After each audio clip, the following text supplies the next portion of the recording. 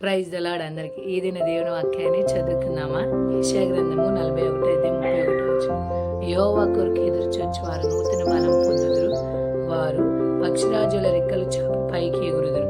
అలేక పరిగెత్తుదురు, సొమ్మసిల్లక నడిచిపోదురు. Okay నా ప్రియులారా, దేవాతి దేవుడు ఏమని సెలవిస్తున్నారంటే, యెహోవా కొరకు ఎదురు చూచేవారు నూతన బలాన్ని పొందుకుంటారు. వారు పక్షిరాజు వలె రెక్కలు చాపుతారు, ఇంకా అలేక పరిగెత్తుదురు, సొమ్మసిల్లక నడిచిపోదురు. అంటే అర్థం ఏంటంటే, ఆ పక్షిరాజు చూడండి, అది ఎక్కడ ఎగురుతుంది?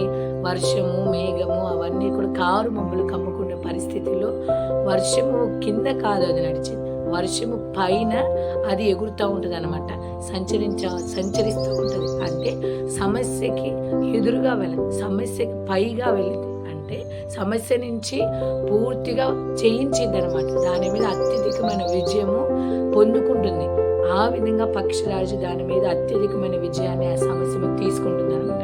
అదేవిధంగా దేవుడు ఏమని చెప్తుంటే, పక్షిరాజు వలె మీరు నూతన బలాన్ని పొందుకుంటారు అన్నాడు. అంటే నూతన బలమును ఇంకా పొందుకుంటారు అంటే దాని అర్థము, పక్షిరాజు యొక్క వృద్ధాప్యంలోకి వచ్చినప్పుడు పక్షి తన ఈకలన్నీ కూడా పెరికేసుకుంటూ ఉండదు. ఎందుకు అంటే, బలము పోయే కొద్ది, తనలో ఉన్న సామర్థ్యం పోయే కొద్ది ఇంకొకరి మీద ఆధారపడాల్సి వస్తుంది. అవును కదా, మనుషులు అయినా బలం పోయే కొన్ని ఏం చేస్తామంటే, బలం తగ్గే కొద్ది వేరొకరి మీద ఆధారపడుతూ ఉంటాం.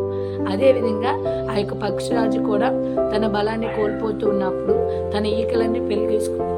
ఎందుకు అంటే, అది పీకలన్నీ పెరిగేసుకొని కొన్ని దినాలు మౌనంగా ఉంటుంది. కొన్ని దినాలు మౌనంగా ఉన్నప్పుడు మరలా అది కొత్త ఈకలు వస్తాయి, మరలా కొత్త ఈకలు వచ్చి కొత్త బలాన్ని నూతనంగా పొందుకుంటుంది. ఆ నూతనంగా పొందుకునే ఆ యొక్క ప్రాసెస్లో, ఆ నూతనంగా పొందుకునే స్థితిలో కొన్ని దినాలు వెయిట్ చేసి వెంటనే ఆ యొక్క నూతన బలాన్ని పొందుకొని మరలా యథావిధిగా తన యొక్క బలాన్ని తను సంచరించి తన బలాన్ని పొందుకుని ముందుకు సాగిద్ది అనమాట. సో ఆ విధంగానే దేవుడు ఏమని సెలవిస్తున్నాడంటే, పక్షిరాజుల రెక్కలు చాపి పైకి ఎగురుదురు. ఓకేనా, అలయక పరిగెత్తుదురు, సొమ్మసిల్లకి నడిచిపోదు. ఇప్పుడు చూశారు కదా, పక్షిరాజు యొక్క స్వభావం ఎలా ఉందో, సమస్య పైన జయించింది. రెండోది నూతన బలాన్ని కూడా పొందుకుంటుంది అనమాట. ఈ విధంగా పక్షిరాజు యొక్క క్వాలిటీస్ దేవుడు మనకి విశ్వాసులైన వారికి ఏ విధంగా పోల్చాడు అంటే, దేవుడు నా ప్రియ దైవ జన్మ, సమస్యల మీద మనకి జయాన్ని దేవుడు అనుగ్రహిస్తాడు. ఇంకను అనేకమైన వాటి నుంచి దేవుడు మనల్ని ఆశీర్వదిస్తాడు. వాటన్నిటి మీద అత్యధికమైన విజయాన్ని మనము పొందుకుంటాము. కానీ ఎలాగా అంటే, దేవుని యందు నమ్మిక ఉంచటం వల్ల ఇవన్నీ కూడా జరుగుతాయి. దేవుని యందు మనం నమ్మిక ఉంచినట్లే దేవుడు ఖచ్చితంగా మనకి సహాయం చేస్తాడు. కానీ కృంగిపోవాల్సిన అవసరం లేదు, భయపడాల్సిన పరిస్థితి కూడా కాదు. దేవుని యందు నమ్మిక ఉంచి మనం ముందుకు కొనసాగుదాం. దేవుడు ఎన్నో విషయాల్లో మనకి జయాన్ని అనుగ్రహించి ఇంతవరకు నడిపించిన దేవుడు ఇక ముందును కూడా మనకి అన్ని విషయాల్లో జయాన్ని అనుగ్రహించి ముందుకు నడిపిస్తాడు అన్న నమ్మకంతో ముందుకు కొనసాగుదాం. ప్రార్థన చేసుకుందాం.